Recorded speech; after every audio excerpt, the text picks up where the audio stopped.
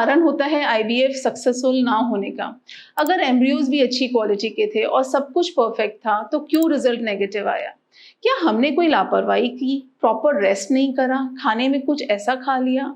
इस तरह के कई सवाल कपल्स के मन में आते हैं अगर आईवीएफ का रिजल्ट अच्छा नहीं आता है तो। इस सेशन में हम जानेंगे इम्प्लांटेशन फेलियर के क्या रीजंस हो सकते हैं।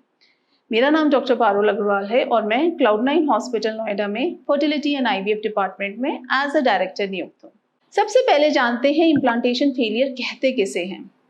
अगर दो कॉन्जिक्यूटिव आईवीएफ साइकिल में या फिर दो एम्ब्रियो ट्रांसफर साइकिल में हमने क्यूमुलेटिव डे 3 के 4 अच्छी ग्रेड के एम्ब्रियोज ट्रांसफर किए हैं या फिर दो बहुत ही अच्छी ग्रेड के ब्लास्टोसिस्ट डे 5 के एम्ब्रियो ट्रांसफर किए हैं और उसके बावजूद भी एम्ब्रियो इम्प्लांट नहीं होता है और सीरम बीटा एसएजी की रिपोर्ट नेगेटिव आती है तो उसे हम इम्प्लांटेशन फेलियर कहते हैं।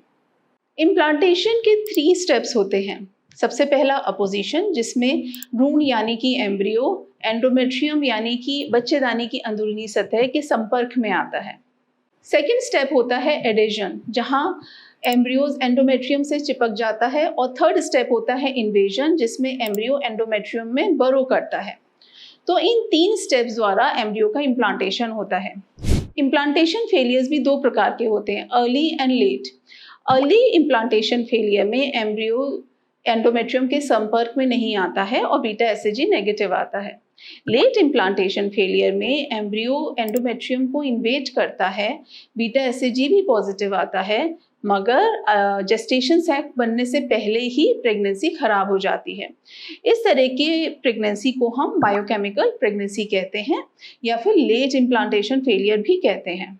इम्प्लांटेशन फेलियर के कॉजेस मैटरनल हो सकते हैं, मतलब कि महिला से संबंधित हो सकते हैं, या फिर एम्ब्रियोनिक हो सकते हैं, जो हमने भ्रूण डाला है उससे संबंधित हो सकते हैं, या फिर आइट्रोजेनिक हो सकते हैं, यानी कि जो लैब कंडीशंस या फिर सही से एम्ब्रियो ट्रांसफर ना होने की वजह से या डिफिकल्ट एम्ब्रियो ट्रांसफर होने की वजह से, इन सारे कॉजेस को हम आइट्रोजेनिक कैटेगरी में रखते हैं। अगर हम एम्ब्रियोनिक फैक्टर की बात करें तो जो एम्ब्रियोज का क्रोमोसोमल कंटेंट होता है वो एबनॉर्मल हो सकता है। कोई भी सुंदर दिखने वाला एम्ब्रियो या फिर बहुत अच्छी ग्रेड का एम्ब्रियो भी अंदर से अनप्लॉइड हो सकता है, यानी कि उसमें जो क्रोमोसोमल सेट है उसकी मात्रा ठीक नहीं है। किसी भी क्रोमोसोम का एक्स्ट्रा ऐड होना या डिलीट होना, इसका कारण ये एनुप्लॉइडी का कारण हो सकता है। इसका रीज़न मेल या फीमेल पार्टनर में प्रेजेंट क्रोमोसोमल एबनॉर्मलिटीज़ भी हो सकती हैं या फिर एम्ब्रियोज में डेवलपमेंट के दौरान म्यूटेशन कारण भी हो सकता है। एम्ब्रियो में एनुप्लॉइडी है या वो यूप्लॉइड है, ये हम प्री इम्प्लांटेशन जेनेटिक टेस्टिंग द्वारा पता लगा सकते हैं। अधिकतर 35 साल से ऊपर महिलाओं में एग एबनॉर्मल होने की टेंडेंसी बढ़ जाती है, इसलिए ये टेस्ट रिकमेंड किया जाता है। इस टेस्ट में एम्ब्रियोज की बायोप्सी की जाती है और टेस्टिंग के लिए भेजा जाता है। ये टेस्ट अच्छे ग्रेड के ब्लास्टोसिस्ट में ही हो सकता है। लो ग्रेड के एम्ब्रियोज प्रेफर नहीं किए जाते इस टेस्ट के लिए। अब बात करते हैं मैटरनल फैक्टर्स की।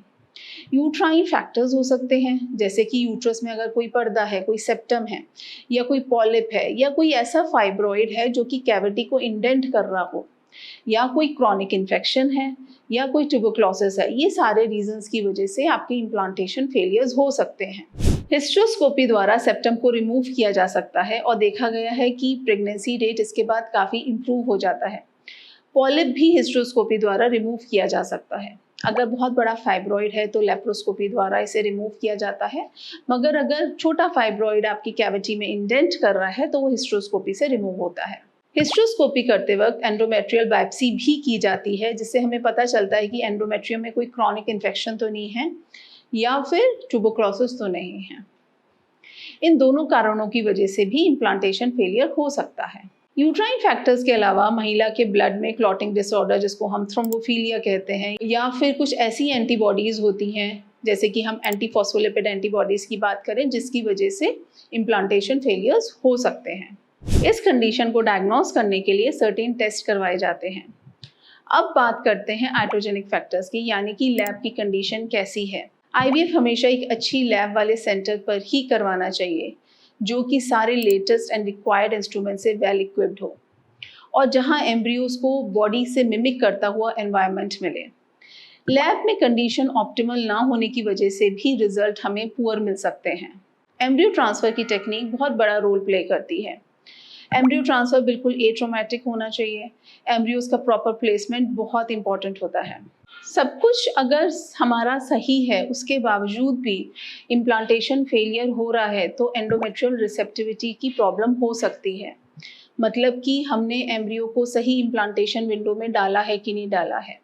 अगर रिपीटेड एंडोमेट्रियल इम्प्लांटेशन फेलियर्स हो रहे हैं, तो ऐसे पेशेंट्स में हम लोग एरा टेस्ट करते हैं, मतलब एंडोमेट्रियल रिसेप्टिविटी एरे, जिसमें कि हमें पता चलता है कि आपकी जो लाइनिंग है वो एम्ब्रियोज के लिए रिसेप्टिव है कि नहीं। तो आज हमने इम्प्लांटेशन फेलियर के कारणों के बारे में जाना। इम्प्लांटेशन फेलियर होना आईवीएफ फेलियर का एक कारण हो सकता है, मगर आईवीएफ फेल होने के और भी बहुत सारे कारण हो सकते हैं, जैसे पुअर क्वालिटी के स्पर्म्स या एग्स का होना, लो ओवेरियन रिजर्व का होना, या फिर एंडोमेट्रियोसिस का होना।